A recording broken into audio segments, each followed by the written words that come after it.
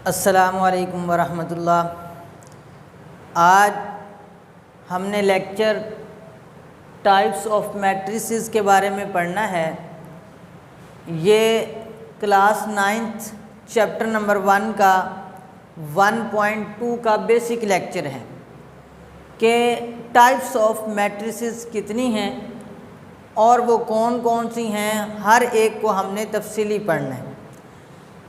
तो इसके अंदर सबसे पहले मैं थोड़ा सा फिर मैट्रिसेस को बता देता हूँ कि मैट्रिक्स क्या होता है, कॉलम क्या होता है। अगर हमारे पास कोई ब्रैकेट मौजूद हो, चाहे वो मुस्ततिली फॉर्म में हो, चाहे वो स्क्वायर फॉर्म के अंदर हो, चाहे रेक्टेंगुलर शक्ल के अंदर हो, उसके अंदर जो हकीकी अदाद होते हैं उनको हम एक जगह पे यकजा कर दें, उनकी कलेक्शन कर दें, तो वो मैट्रिसेस बन जाता है, वो मैट्रिक बन जाता है।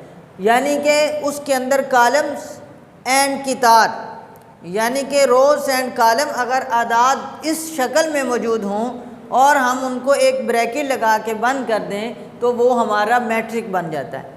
अब उसकी सबसे पहली टाइप ये है कि रो मैट्रिक्स क्या होता है।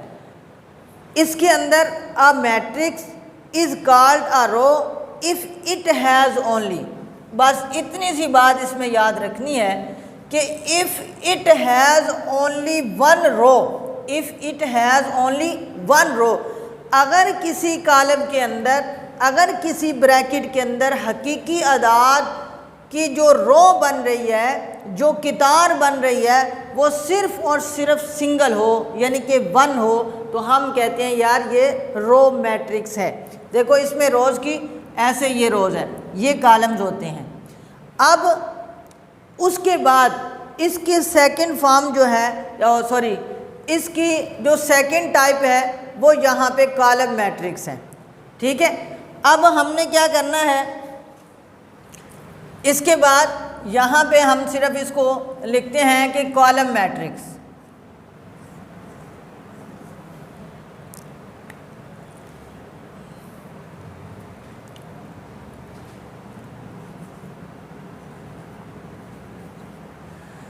कॉलम मैट्रिक्स, कॉलम मैट्रिक्स की जगह पे इसके सिर्फ और सिर्फ लफ्ज़ जो है, अब column matrix only one column.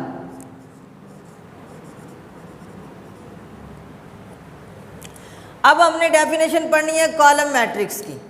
Column matrix बच्चों ऐसा मैट्रिक्स होता है, ऐसा मैट्रिक्स होता है जिसमें सिर्फ और सिर्फ it has only one column, जिसके अंदर सिर्फ और सिर्फ एक कॉलम मौजूद हो।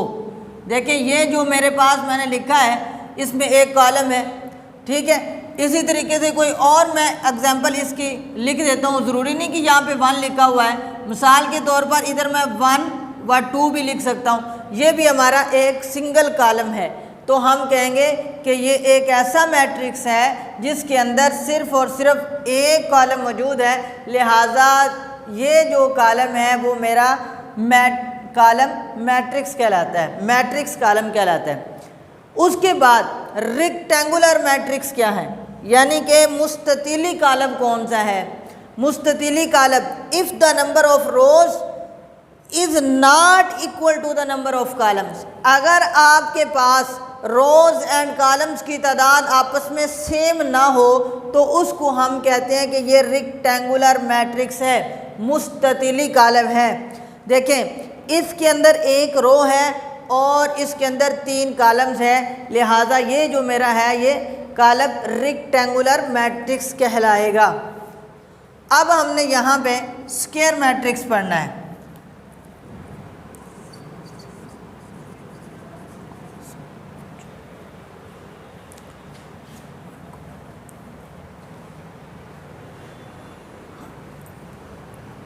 इसके बाद जो हमारे पास चौथी डेफिनेशन है टाइप्स ऑफ मैट्रिक्स, वो स्क्वायर मैट्रिक्स की है।